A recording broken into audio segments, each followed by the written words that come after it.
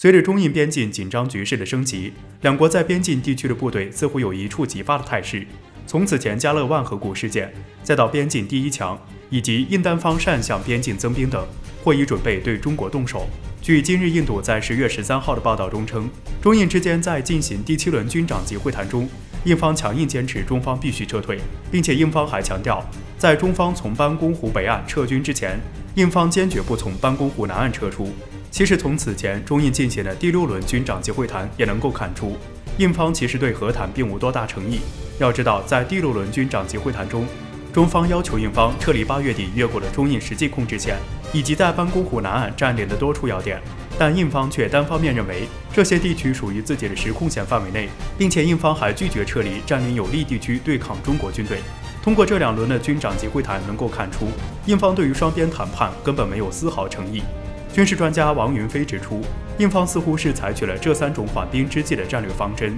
第一，谈而不判。印方曾多次承诺要脱离接触，但有多次食言，并且还向中方提出不切实际的要求，这也使得双方会谈依旧处于无果无期状态。印方通过这种缓兵之计，积累己方的优势，以此来胁迫中方在中印边境上的退让。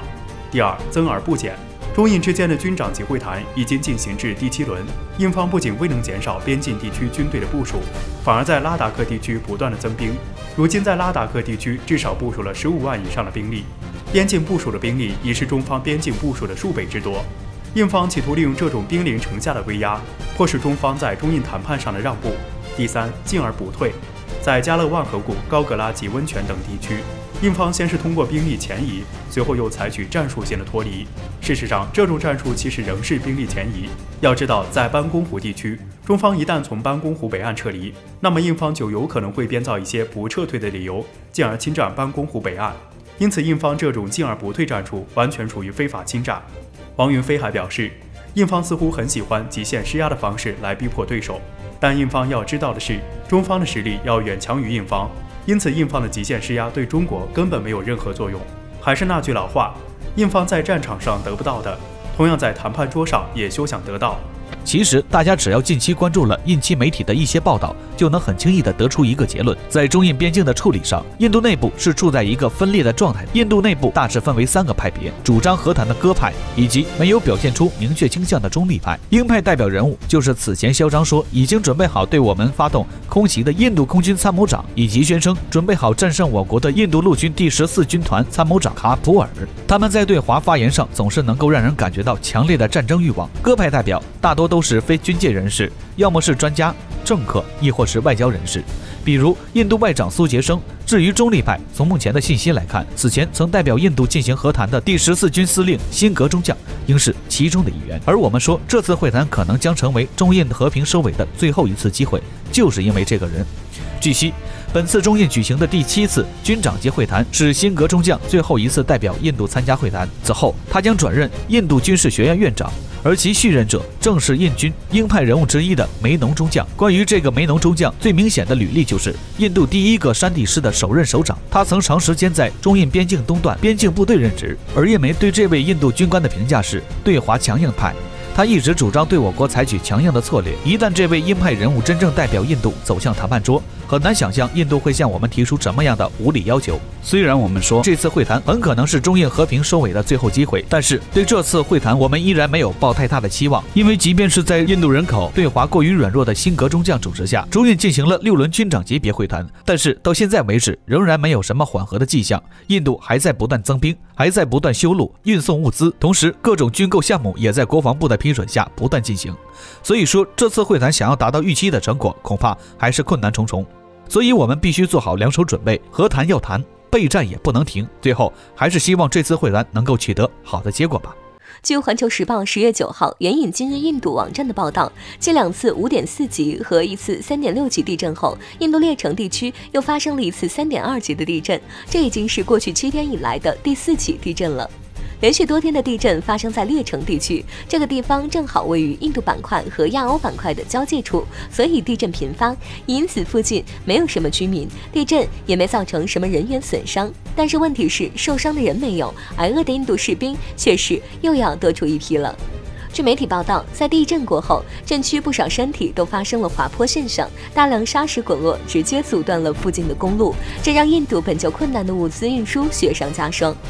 印度新闻网站 Sprint 近日发布一篇文章，透露了部署在中印边境的印军现状，指出当前印军面临4缺困境：缺水、缺粮、缺医少药、缺乏防寒装备。换句话说，就是啥都缺，但就是不缺人。目前列城地区的气温已经跌落到零下5度，而随着时间推进，温度也会越来越低。面对越来越恶劣的生存环境，印军再次紧急加购了一批防冻防寒物资。但是目前印度运输物资的公路有不少因为最近连续的地震遭到破坏，据说最近还发生了雪崩，所以想要顺利运送物资，还得对道路进行清障工作。这样累计算下来，印度前线士兵想要拿到这批紧急加购的物资，至少还得等上1-2个月，但是他们等得起吗？据曾在印控克什米尔地区控制线附近夏勤冰川服役过的印度军官阿尔德温·库马尔·塔吉利透露，高原的稀薄空气和严寒环境对印度士兵来说是个巨大的挑战。缺乏医疗物资、缺水断粮，甚至连防寒装备都不齐全的印度士兵，在这种恶劣环境中，很容易就会患上诸如肺水肿、脑水肿、气温过低、冻疮、冻伤等疾病，甚至被直接冻死者也不在少数。最让人讽刺的是，就在前不久，印度媒体还专门搞了个前线采访，采访对象是印度陆军第14军团参谋长卡普尔。这位参谋长在接受采访时，信誓旦旦地表示说，他们的各项物资都到位了，完全不用担心。而且印媒在成功接受消息后，立刻发表声明，称印军准备赢得2场战争，一场是与中国，一场是寒冬。结果没想到打脸来得这么快，甚至解放军都还没动手，光靠老天爷就够印军喝一壶的了。据印度新闻网站 Sprint 报道称，现如今的中印边境的拉达克地区，除中国军队以外，印军也将在此地面临一场极大的考验。Sprint 在本月1号的报道中称，现如今中印边境的拉达克地区的气温已经跌至零下5摄氏度，印军也是此时开始大量采购帐篷、玻璃纤维小屋以及过冬需要的冬衣。但让印军极为担心的是，这些大量采购所需要的时间可能会导致边境地区的印度士兵，使得印度的前线部队的供给无法得到保证。因此，印军需要更早准备冬季准备物资，以帮助印军边境士兵能够顺利过冬。在饮水方面，印军同样也有不小的问题。由于储备资源的不足，再加上前线地区的河流冻结，这根本无法保证印军获取到饮用水。因此，现如今印度除口粮以外，为保障拥有足够多的饮用水、烹饪所需的燃料、保暖等，都是印军面临的主要困境。